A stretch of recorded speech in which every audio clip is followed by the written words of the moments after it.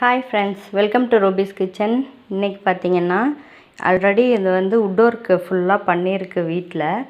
ஆனால் பார்த்திங்கன்னா அப்போதைக்கு பைசா ப்ராப்ளம், அதனால் கொஞ்சம் வுட் ஒர்க் வந்து லிமிட்டடாக பண்ணிக்கிட்டோம். எப்படின்னு பார்த்திங்கன்னா இந்த மாதிரி டோர் போட்டுட்டு இந்த மாதிரி வுட் ஒர்க்லேயே அப்படியே ரேக்கு அடித்தாச்சு. இது வந்து என்ன ஆர்கனைஸ் பண்ணி வச்சாலும் இப்படி மிக்ஸியாக தான் ஆகுது. அதனால் நான் இப்போ என்ன பண்ண போகிறேன், இதுக்கெலாம் ட்ராவ் போட போகிறேன்.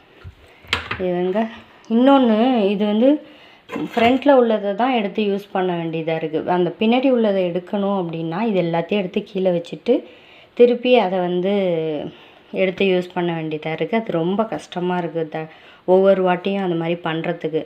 அதனால் வந்து இங்கெல்லாம் ட்ரே மாதிரி போட்டுடலாம். இப்போ இந்த டோர் போட்ட வாசி என்ன ஆயிடுச்சுன்னா இந்த மாதிரி போட முடியாது, இப்படி இழுத்தோடனே வர மாதிரி போட முடியாது. இந்த டோரை ஓப்பன் பண்ணிவிட்டு அப்புறம் அதை இழுத்துக்கிற மாதிரி போடலாம். இது வந்து சைஸில் வந்து பெருசாக இருக்குது. அதனால் நான் என்ன சொல்லியிருக்கேன், இங்கே ஒரு ஆயில் புல்லோட்டு வைங்க, இது 3க்கும் ட்ரை போட்டுருங்க அப்படின்ற மாதிரி சொல்லியிருக்கேன். அது எந்தளவுக்கு ஒர்க் ஆகுதுன்னு பார்க்கலாம். இப்போதைக்கு வாங்கிட்டு வந்திருக்காங்க. இதில் ஃபிட் பண்ணி பார்த்துட்டு எவ்வளோ கரெக்ட் ஆகுதுன்னு பார்க்கலான்னு சொல்லியிருக்காங்க.